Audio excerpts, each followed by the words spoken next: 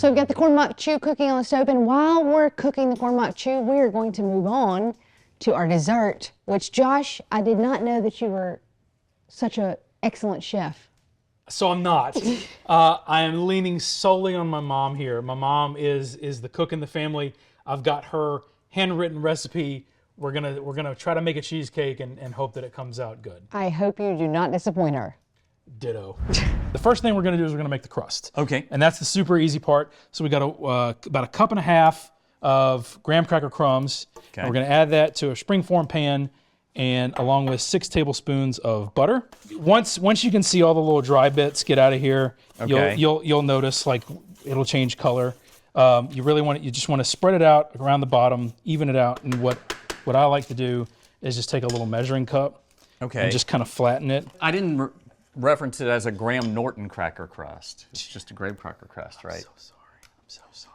Okay, so what do we do with this now? So this goes in the oven at 350 for 10 minutes. Okay. And I know you've got the master timer on your watch. Yes, I do. Go ahead and set your little nerd timer. Set timer for 10 minutes. All right, so the graham cracker crust is in the oven. Now we're going to move to the actual cheesecake part. Okay. This is 4 packs of cream cheese. And to that, we are going to, so this is my mom's recipe. She literally has it handwritten out. So I'm following this step by step in the hopes that I don't mess it up. So in addition to the formed cream cheese, we're going to add 3/4 of a cup of sugar, 3 tablespoons of flour. And so now Your mixer, sir. comes the mix. Kristen, I'm sorry, I'm going to try not to destroy your house. There it is. I couldn't figure out how to turn it on. It's the on button, Josh. Thank you, Amazing Avery. how that works. Amazing how that works. All right, and so you want to do this until everything is basically creamy smooth. You're going to see a lot of lumps. Okay.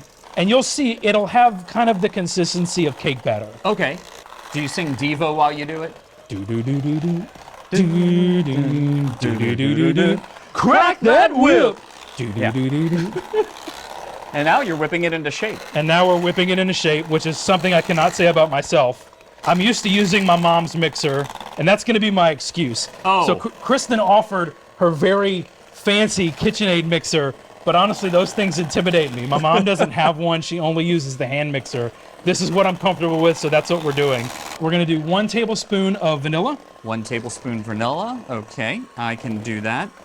And then 1/2 cup of the heavy whipping cream. The 1/2 cup mark is going to be where it says 1/2. Thanks for explaining that one. Well, no, I'm telling myself because I have... Okay, we're pouring in the heavy whipping cream. All right, and now we're going to get this fully mixed in, and then the next thing we're going to do is we're going to add the eggs. Okay. That's looking really good, Josh. Yeah, I mean So- that's the consistency you want. That's those ribbons that you're seeing that are whipping through.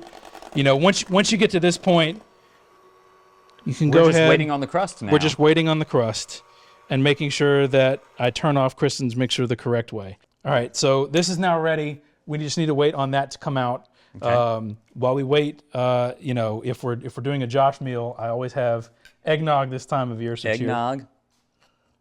And it's Am eggnog. I detecting a little Buffalo Trace Look, there? you made your drink, I made my drink. I'm just saying. All right, so our crust is now cooled. It takes about 10 minutes to cool this thing off because you don't want to add it to a hot crust. So we're going to take just about half of our cheesecake batter, Okay. and we're going to pour it on top. So we have these little Debbie cakes. Okay. And this is kind of the piece de resistance here. Oh, so we're going to put those in there. So these go inside the cheesecake. Is there any pattern to it? So 20-degree angles? Just basically evenly spaced out, and you want to press them down just a little bit. All the little Debbie cakes in there, and then we're going to finish off with the batter. Oh, so it's going to kind of be like a surprise once you cut it open. Correct. They're deep inside. So we'll finish out the cheesecake batter on top. We'll completely bury these guys. That's not just going to go straight into the oven like that, is it? Correct. So you can't just cook. Cheesecake's very sensitive. You can't just put it directly in the oven heat. You have to create what's called a bain-marie. And some people call that a water pan. Okay. But I watch a lot of Great British Bake Off, so I know that it's called a bain-marie. I was so proud. My wife was less proud that I knew that term, but. And you didn't say it with a British accent. That's what I'm impressed by. I'm not gonna do. I'll leave that to you. I'll leave the super dorky things up to you. I'll just handle, So normal normal baking here. I've got the silicone pan because the springform pan needs to sit inside of that. Okay. 'Cause you don't want the water creeping into the pan. All right, I think we're at our water level there. All right, and so now this whole thing is gonna go in the oven for an hour. So it's been about an hour. We have it out. It's been cooled, and that looks really, really good as is. That's it. You know, you just take off the springform pan. This is now ready for decorating. The toppings of a cheesecake are always very important. I'm gonna get the bottom off here, take that paper we'll off. Thank see. you very much. Go ahead and Goodbye, parchment. clear that out of the way. You've got a little cheesecake stand here. Look at you being all official. Your mom set you up right. That's it. You know, she got me ready for this. The decorations, we've got some white chocolate, and you're gonna mix that with, how much did you pour? That's a third cup. A third of a cup of heavy whipping cream. Go ahead and pour that in there. All right, that looks good. And we're gonna stir that up until it reaches back to the consistency of the melted white chocolate. So just start it right on the top and just pour it. Oh, so it's almost the consistency of condensed milk. Pretty much. Yeah. And then the rest, you know, we've got a couple sprinkles here that we can add some real Christmas flair. Oh, okay. I've got the red, the green, and the white.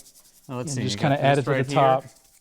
You know what? That actually looks better than I thought it would, Josh, considering, you know, I've seen your artistic endeavors before. Wow. You say that to the editor of this show. So there you have it. That's Melody's Christmas cheesecake.